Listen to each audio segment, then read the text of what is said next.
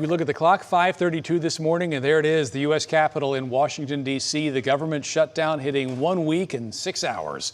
Both sides digging into this standoff, with Democrats seeking negotiations on expiring health care subsidies. Republicans say they will not discuss anything until the government reopens. Travelers, meanwhile, across the country facing delays and cancellations due to staffing shortages. Joining us here in studio to discuss the strain on critical services across the country, Natalie Haddad. We appreciate you this morning.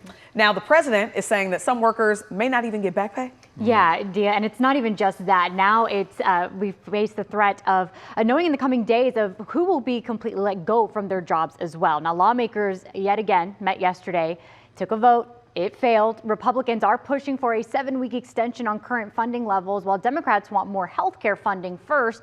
Now today marks day 8 of the government shutdown. The president has called this a, quote, unprecedented opportunity to shrink the federal workforce. This is one of his key priorities, but he's also threatened no back pay for federal workers, though lawmakers from both sides of the aisle say that the law actually does guarantee back pay. Meanwhile, the Federal Aviation has expanded its list of facilities facing staffing shortages. It reports air traffic controllers calling out sick since the shutdown began. So while officials don't expect any towers to close, the FAA warns that fewer controllers could mean longer ground waits and more rerouted flights, but still ensures safety in the skies.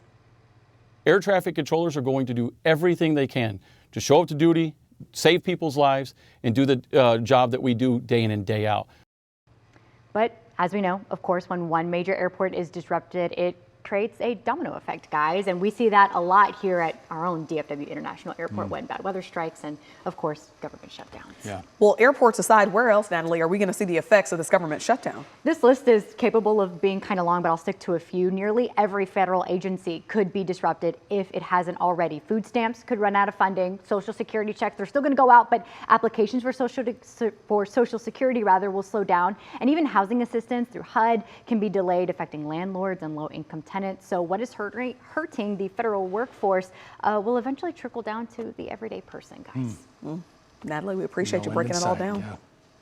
Well, a lot of people in Texas remain caught in the middle of this government shutdown right now. So who's still getting paid? Are Texas veterans still receiving services? And could this lead to massive layoffs? We tackle all those questions in our latest episode of Y'all-itics. Scan the QR code on your screen or download our early release episode of the podcast, where 3 members of the Texas congressional delegation explain the situation and their views on who's to blame. You can also watch Y'all-itics every Wednesday night at 8:30 on WFAA+.